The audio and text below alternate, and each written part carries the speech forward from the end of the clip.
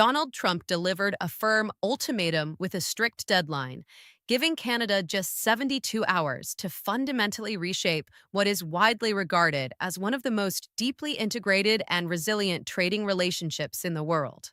Within that tightly limited window, Canada was expected to either fully comply or face the prospect of sweeping tariffs so severe that even senior American officials, speaking privately and anonymously, admitted they could not confidently predict the full economic and political consequences. Yet the same country Trump had repeatedly portrayed as weak, dependent, and reliant on American goodwill responded with striking speed and clarity. The reply did not come within 72 hours, nor 48 or even 24, but in less than 3 hours. It was not a cautious counteroffer, not a request for more time, and not a carefully worded diplomatic statement meant to preserve flexibility. Instead, it was a direct, unambiguous rejection delivered on camera in under 90 seconds, with no questions taken and a tone so final that it echoed all the way to the center of power in Washington. I'm George Will.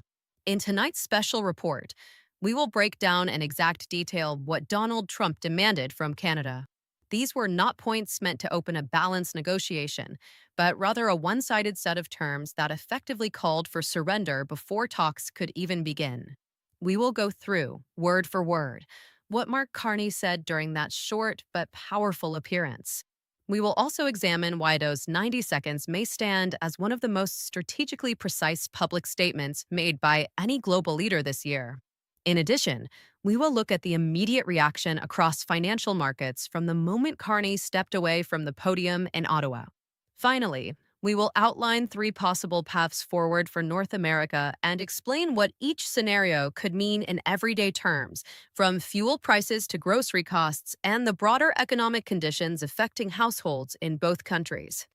Stay with us, because today's developments are likely to be studied for decades in fields like international relations, diplomacy, and global economics. The sequence began early that morning. At exactly 8:15 a.m., the White House released an official document through the Office of the United States Trade Representative. Its title, carefully chosen, suggested progress and cooperation, a framework for a modernized bilateral trade relationship between the United States and Canada. Every word was designed to signal partnership and mutual benefit. But beyond the polished language, the substance told a very different story. The demands were firm and uncompromising. The first condition required Canada to immediately remove all retaliatory tariffs on American goods.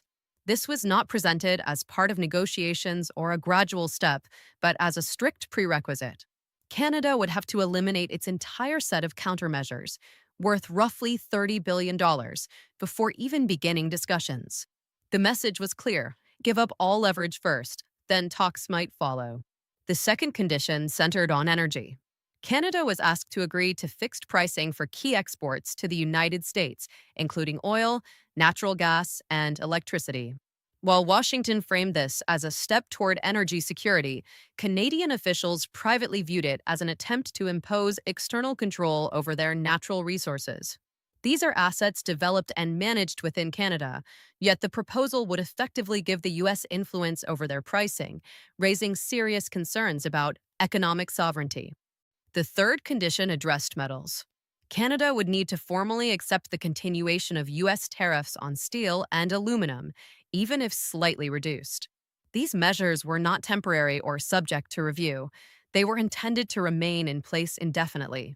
In practical terms, Canada would be agreeing to operate under permanent trade restrictions in key industrial sectors. The fourth condition proved especially controversial. Canada was asked to fully align its agricultural regulations with U.S. standards and adopt American benchmarks as the basis for its domestic policies. This was not proposed as gradual cooperation, but as an immediate requirement before negotiations could begin. Taken together, these four conditions did not represent a starting point for negotiation, but rather a demand for significant concessions upfront. To reinforce the pressure, the White House warned that failure to comply would trigger a new round of tariffs, specifically targeting Canadian energy exports. What Washington did not anticipate was the speed and firmness of Canada's response. At 11:32 a.m. the same day, a defining moment unfolded in Ottawa.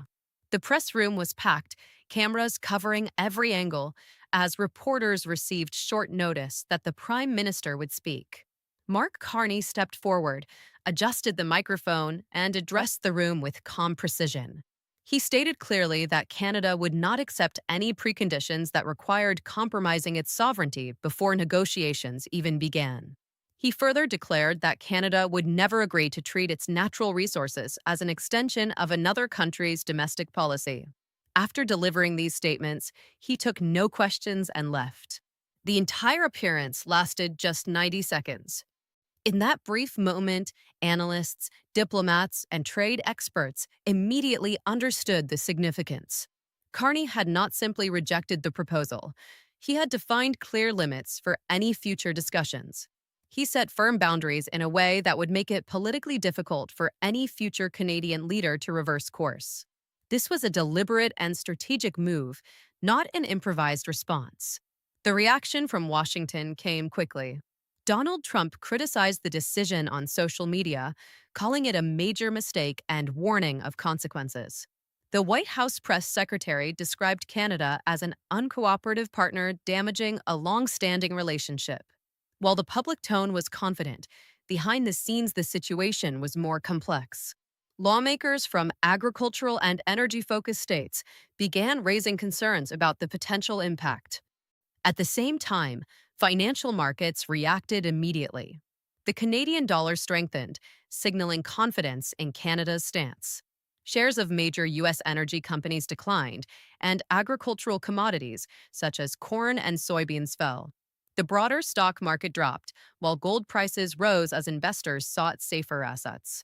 These movements reflected expectations of a prolonged dispute rather than a quick resolution. Economic realities added further pressure. Canada supplies a significant portion of crude oil to the United States, around 4 million barrels per day. Any tariffs affecting that flow would increase costs for U.S. refineries and ultimately for consumers. Governors from states reliant on Canadian energy began expressing concern, recognizing the potential impact on fuel and utility prices.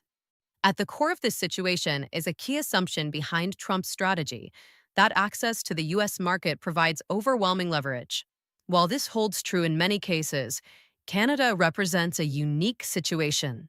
The economic relationship is deeply interconnected, with both countries relying heavily on each other. Supply chains, trade flows, and industries on both sides are closely linked, meaning disruption affects both economies simultaneously. Canada's response reflected a clear understanding of this balance. The question now is how the situation will develop. The next 48 hours are critical, with three possible outcomes. In the first scenario, domestic pressure within the U.S. leads to a softer approach. The most controversial demands are quietly removed, and both sides enter negotiations without strict preconditions. A limited agreement is eventually reached, stabilizing the relationship, though with reduced trust. In the second scenario, neither side changes position. The deadline passes, tariffs are implemented, and both countries impose additional measures. Economic disruption increases, affecting supply chains and consumer costs.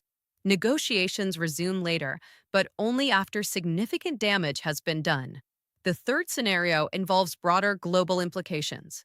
Canada's firm stance influences how other countries view U.S. trade pressure. Some begin strengthening alternative trade partnerships, reducing reliance on the American market. Over time, this could shift global economic dynamics in a gradual but lasting way.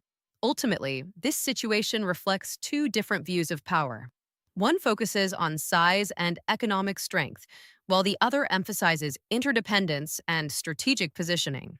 Canada's response highlights the importance of preparation, clarity, and understanding mutual reliance in modern economic relationships.